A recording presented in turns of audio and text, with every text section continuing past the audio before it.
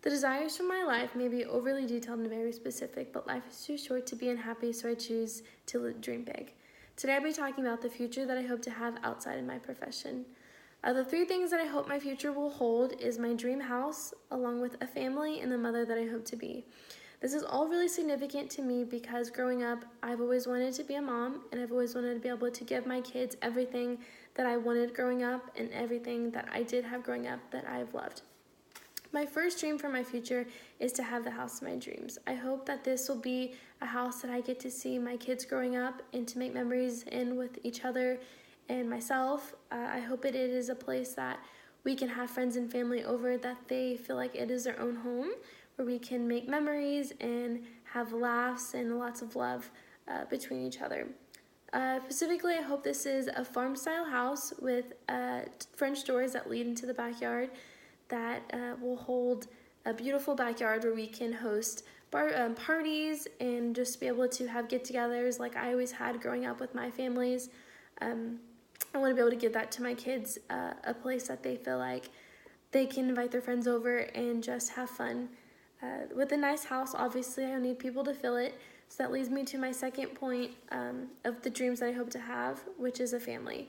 I hope to have 2 kids, with one being adopted.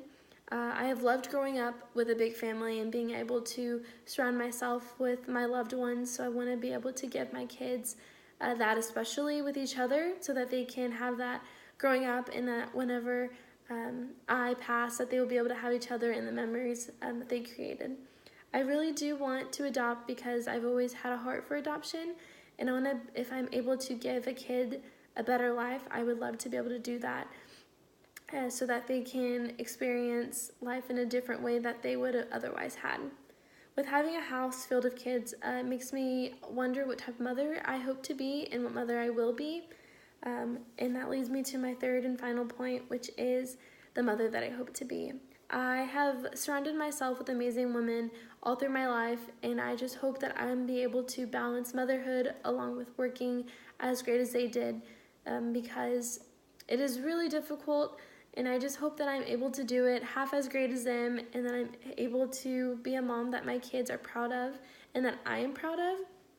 I always really wanted to be a mom that I felt like my kids felt like they could talk to and just tell their problems to and actually want to listen to my advice. Growing up, I never really had that with my parents, so I want to be able to give my kids that, especially just to feel comfort in me and being able to tell me the things that I never felt like I could.